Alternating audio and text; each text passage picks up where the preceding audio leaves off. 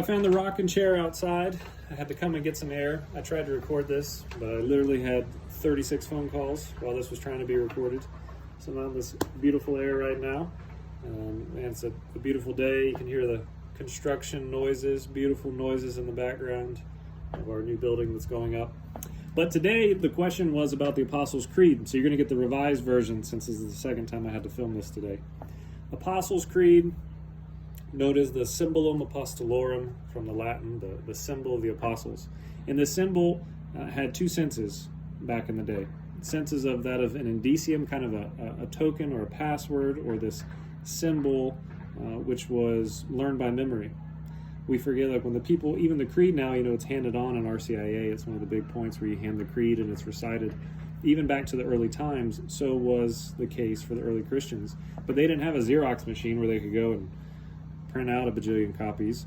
No, this was something that was, for those even who could read, would have been difficult. So this was one for the thousands coming in that was recited. That was recited and memorized, and was something that you could tell the Christian by the symbolum, them being familiar with the teachings. And the other piece of this is the collatio, that the fact that it's collated. This is the other sense of that word symbolum, is that it was put together from different pieces. And the old medieval tradition was that there were 12 pieces from the 12 apostles. So at Pentecost, they were inspired and they hammered out, each of them giving one of the 12 pieces of the Apostles' Creed. And then that was handed on through time.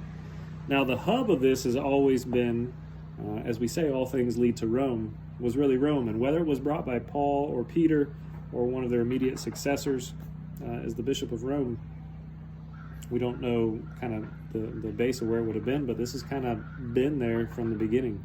We have it for sure in the 4th century. We have it referenced earlier than that, but since it would have been recited and not one really written, it's not surprising that we just have referential pieces to it. It was known as the Old Roman Symbol. This was their old creed handed on in time when people would come in at the Easter time.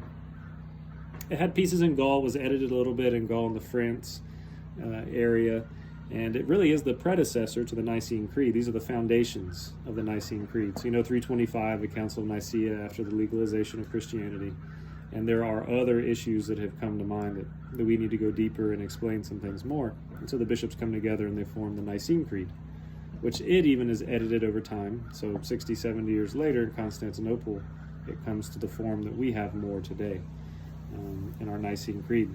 Now, the Apostles' Creed is one that we're known for using it in the Divine Mercy Chaplet or the Rosary. Also, some parishes use it during Lent or Advent. So instead of the Nicene Creed, the Church gives the option to use or recite the Apostles' Creed instead of the Nicene Creed. I'm trying to think if there's anything else that you needed to know about the Apostles' Creed. There were parts that were edited. So some of the really the oldest versions that we have, they didn't have some of the pieces, so some of the appositions, the further extensions and descriptions of little pieces that we have now, like the communion of saints or he descended into hell. These are pieces that seem to have been placed a little later to fully explain, which they say probably by the 7th century it was already in that final form. The question that was asked by the parishioner was actually this about descended into hell.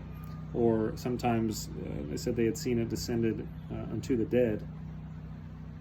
One piece of this was some people would either only to focus on his divine nature, some would only focus on his human nature. And so different pieces would come and begin to explain this.